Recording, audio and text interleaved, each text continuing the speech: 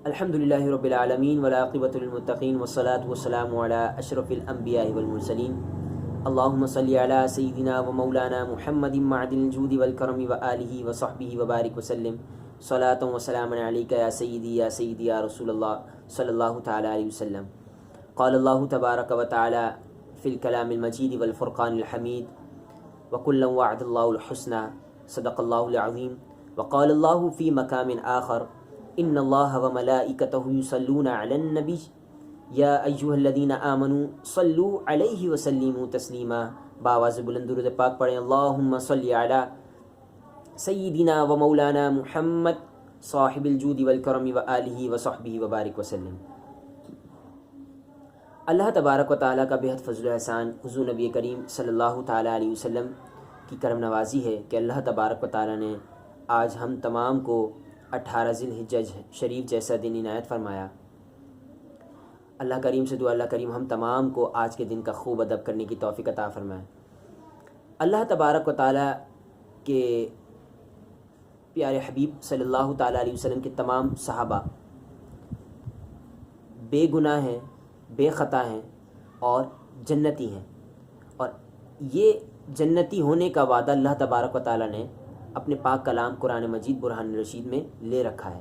اللہ تبارک و تعالیٰ نے قرآن مجید میں ارشاد فرمایا اس آیت مبارکہ کے جز کا مفہوم کچھ اس طرح ہے وَكُلًّا وَعَدَ اللَّهُ الْحُسْنَى، یعنی اللہ تبارک و تعالیٰ نے تمام کے تمام صحابہ سے جنت کا وعدہ لے لیا ہے. تو ہماری کیا مجال کہ جن سے اللہ تبارک و تعالیٰ نے جنت کا وعدہ لے لیا، تو ہماری کیا مجال کہ ہم ان کے خلاف کچھ بکواسات کرنے کی جرت رکھیں اور ہمت رکھیں کہ بھائی یہ صحابی اس سے یہ خطا ہو گئی تھی تو اس سے وہ خطا ہو گئی تھی. تو اللہ تبارک و تعالیٰ سے دعا اللہ کریم ہم تمام کو ہر صحابی کا ادب کرنے کی توفیق عطا فرمائے اور ہر صحابی کو جنتی ماننے کی توفیق عطا فرمائے. آمین بجاہ نبی الامین صلی اللہ علیہ وسلم. الحمدللہ آج کے دن کو جو نسبت حاصل ہے وہ سیدنا عثمان غنی رضی اللہ تعالیٰ عنہ سے نسبت حاصل ہے. آج کے دن کو اللہ کریم سے دعا اللہ کریم ہم تمام کو عثمان غنی رضی اللہ تعالیٰ عنہ سے خوب محبت رکھنے کی توفیق عطا فرمائے اور ان کی سیرت کا مطالعہ کرنے کی توفیق عطا فرمائے. جس طرح انہوں نے نبی کریم علیہ الصلوۃ والسلام کی بارگاہ میں اپنی خدمت سر انجام دی، مولا کریم ہم تمام کو بھی ویسی ہی خدمات انجام دینے کی توفیق عطا فرمائے اور ان کی خدمات کا صدقہ عطا فرمائے. آج کے دن عثمان غنی رضی اللہ تعالیٰ عنہ، یعنی آج کے دن کو جو نسبت حاصل ہے وہ عثمان غنی رضی اللہ تعالیٰ عنہ کو حاصل ہے، لیکن عثمان غنی رضی اللہ تعالیٰ عنہ سے آج کے دن کو نسبت حاصل ہے. لیکن آج کے دن کچھ لوگ، بلکہ ایک پورا طبقہ ہے کہ جو عید غدیر کے نام سے یاد کرتا ہے آج کے دن کو اور عید غدیر کے حوالے سے خوشیاں مناتا ہے. میں انشاءاللہ تبارک و تعالیٰ مزید آگے عید غدیر کے حوالے سے بھی بیان کروں گا کہ عید غدیر ہے کیا اور اس کا کیا حکم ہے منانے کے حوالے سے، اور عید غدیر کا کانسیپٹ کیا ہے، پس منظر کیا ہے کہ عید غدیر کس دن کو کہا جاتا ہے، کس مقام کو کہا جاتا ہے اور کیوں کہا جاتا ہے. انشاءاللہ تبارک و تعالیٰ یہ میں آگے بیان کروں گا. سب سے پہلے ہم عثمان غنی رضی اللہ تعالیٰ عنہ کے کچھ واقعات سنتے ہیں ان کے فضیلت کے اعتبار سے.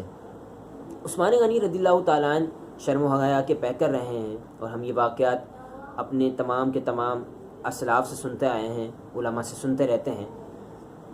عثمان غنی رضی اللہ تعالیٰ عنہ کی شرم و حیا کے حوالے سے ایک واقعہ بیان کرتا چلوں کہ نبی کریم علیہ الصلوۃ والسلام کی حدیث پاک کا مضمون ہے کہ ایک مرتبہ نبی کریم علیہ الصلوۃ والسلام اپنے کاشان اقدس میں آرام فرما رہے تھے اور آپ کے ساتھ سیدتنا عائشہ صدیقہ رضی اللہ تعالیٰ عنہ بھی جلوہ گر تھیں.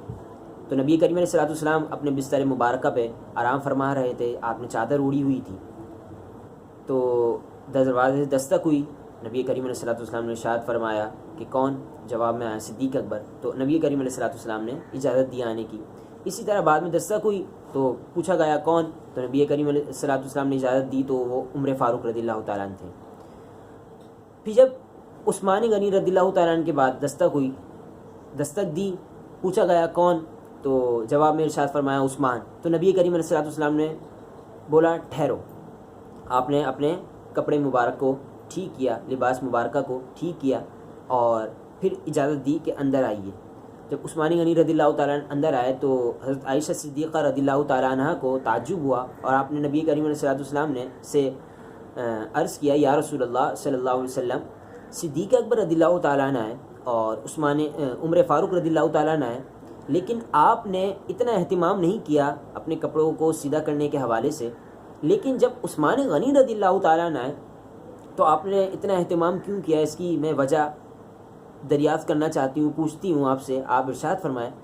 تو نبی کریم علیہ الصلوۃ والسلام نے ارشاد فرمایا عثمان غنی رضی اللہ تعالیٰ عنہ شرم و حیا کے پیکر ہیں، اور عثمان غنی رضی اللہ تعالیٰ عنہ وہ شخصیت ہیں کہ جن سے فرشتے بھی شرم و حیا کرتے ہیں، تو کیوں نہ میں بھی ان سے شرم و حیا کروں. تو یہ عثمان غنی رضی اللہ تعالیٰ عنہ کی شرم و حیا کا ایک عالم تھا کہ اللہ تبارک و تعالیٰ کے محبوب حضور نبی کریم علیہ الصلوۃ والسلام جو تمام انبیاء کے سردار ہیں، بلکہ خود نبی کریم علیہ الصلوۃ والسلام شرم و حیا کے پیکر ہیں، شرم و حیا کرنے والوں کے سردار ہیں. تو آپ عثمان غنی رضی اللہ تعالیٰ عنہ سے شرم و حیا کر رہے ہیں اور فرما رہے ہیں کہ جس سے اللہ تبارک و تعالیٰ کے مقرب فرشتے شرم و حیا کرتے ہیں تو اس سے میں کیوں نہ شرم و حیا کروں. تو اللہ کریم سے دعا اللہ کریم ہم تمام کو عثمان غنی رضی اللہ تعالیٰ عنہ کی شرم و حیا کا صدقہ عطا فرمائے، اور ان کے صدقے مولا کریم ہم تمام کو بھی شرم و حیا جیسی دولت نصیب فرمائے. اللہ تبارک و تعالیٰ کے پیارے حبیب صلی اللہ تعالیٰ علیہ وسلم کے پیارے صحابی عثمان غنی رضی اللہ تعالیٰ عنہ جو پکے جنتی ہیں. عثمان غنی رضی اللہ تعالیٰ عنہ کی ایک صفت ہے سخی ہونا، اور آپ سخاوت کا درجہ رکھتے تھے، اور آپ تمام صحابہ میں سب سے زیادہ سخی یعنی سخاوت کرنے والے تھے. سخاوت ایک جنتی درخت ہے، جنتی درخت کا نام ہے سخاوت. حضور علیہ الصلوۃ والسلام کا ارشاد پاک ہے. نبی کریم علیہ الصلوۃ والسلام نے ارشاد فرمایا، اس کا مضمون ہے، نبی کریم علیہ الصلوۃ والسلام نے ارشاد فرمایا کہ سخاوت ایک جنتی درخت کا نام ہے، اور اس کی شاخوں میں سے ایک شاخ عثمان ہے. سبحان اللہ. تو عثمان غنی رضی اللہ تعالیٰ عنہ نبی کریم علیہ الصلوۃ والسلام کے فرمان کے مطابق جنت کے درخت کی ایک شاخ ہیں. تو جنت کی درخت کی ایک شاخ ہیں تو انڈائریکٹلی عثمان غنی رضی اللہ تعالیٰ عنہ جنتی ہوئے. تو اس سے بھی ثابت ہوا کہ عثمان غنی رضی اللہ تعالیٰ عنہ جنتی ہیں. اور ظاہر سی بات ہے جو جنتی ہوگا وہ کبھی باطل نہیں ہو سکتا، وہ کبھی اسلام کا دشمن نہیں ہو سکتا، دین کا دشمن نہیں ہو سکتا، جیسا کہ دوسرے طبقے والے کہتے ہیں. دوسرا یہ کہ عثمان غنی رضی اللہ تعالیٰ عنہ کے حوالے سے نبی کریم علیہ الصلوۃ والسلام نے ارشاد فرمایا، حدیث پاک کا مضمون ہے کہ عثمان جنت میں میرا رفیق ہوگا. یعنی عثمان غنی رضی اللہ تعالیٰ عنہ کا داخلہ جنت میں ہوگا. ظاہر سی بات ہے جب جنت میں رفیق ہوں گے تو حضور علیہ الصلوۃ والسلام کو حضور علیہ الصلوۃ والسلام کے صدقے عثمان غنی رضی اللہ تعالیٰ عنہ کا جنت میں بھی جانا ہوگا. تو اس سے بھی ثابت ہوا عثمان غنی رضی اللہ تعالیٰ عنہ جنتی ہیں. تو حضور کا ہر صحابی جنتی ہے، یہ حدیث پاک سے بھی ثابت ہے اور اللہ تبارک و تعالیٰ کے پاکیزہ کلام سے بھی ثابت ہے. اسی طرح نبی کریم علیہ الصلوۃ والسلام نے دوسرے مقام پر ارشاد فرمایا، حدیث پاک کا مضمون ہے کہ 70,000 ایسے لوگ ہیں کہ جن پر اللہ تبارک و تعالیٰ نے جہنم کو لازم کر دیا، جن پر جہنم کا الزام ہے. تو اللہ تبارک و تعالیٰ عثمان غنی رضی اللہ تعالیٰ عنہ کے صدقے و طفیل ان 70,000 سے اس جہنم کا یعنی جہنمی ہونے کا لیبل اللہ تبارک و تعالیٰ ہٹا دے گا عثمان غنی رضی اللہ تعالیٰ عنہ کے صدقے. تو جن کے ذریعے جہنمیوں کو جہنم سے دور کیا جا رہا ہے تو وہ خود کیا جہنم میں جا سکتے ہیں معاذ اللہ. تو اس کا مطلب یہ عثمان غنی رضی اللہ تعالیٰ عنہ پکے جنتی ہیں. تو حضور کا ہر صحابی جنتی.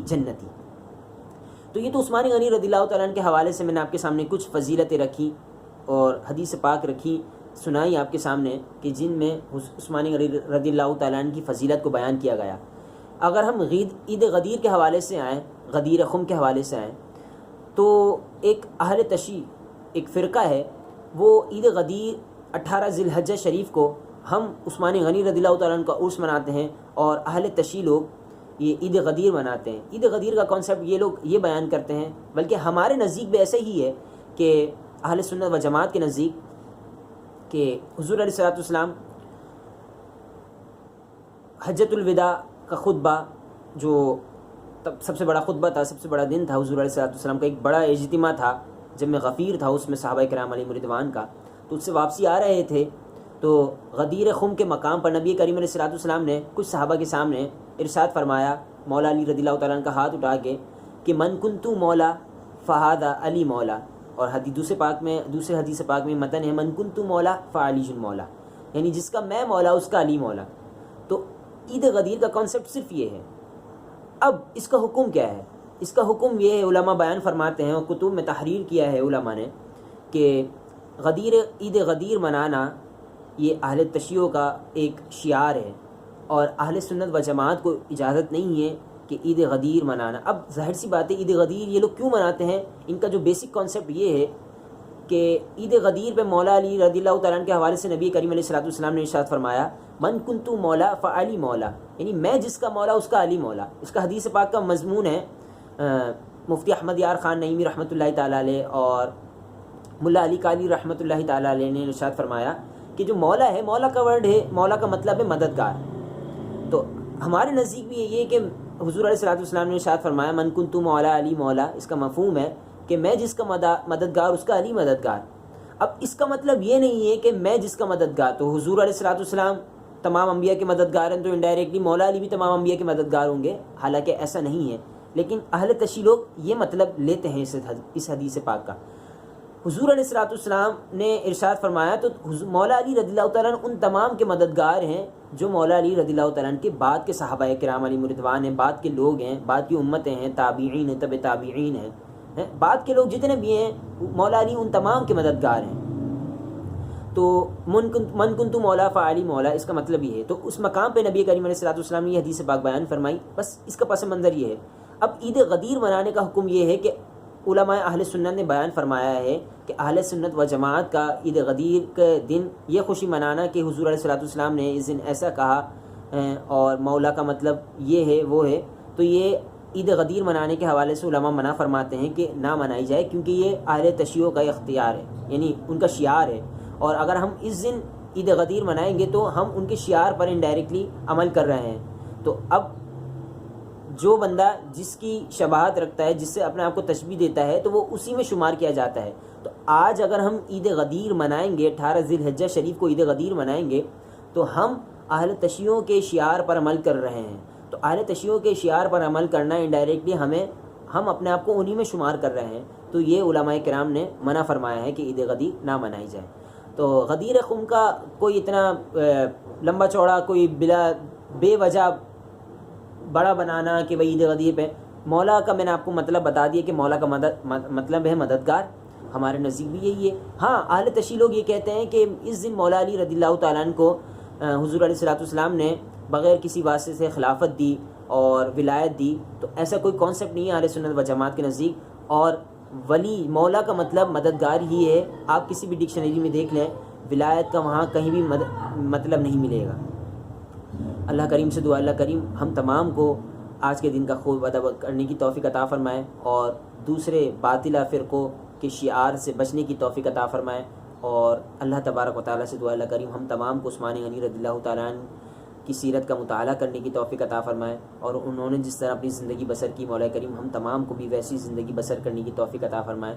آمین بجاہ نبی امین صلی اللہ علیہ وسلم.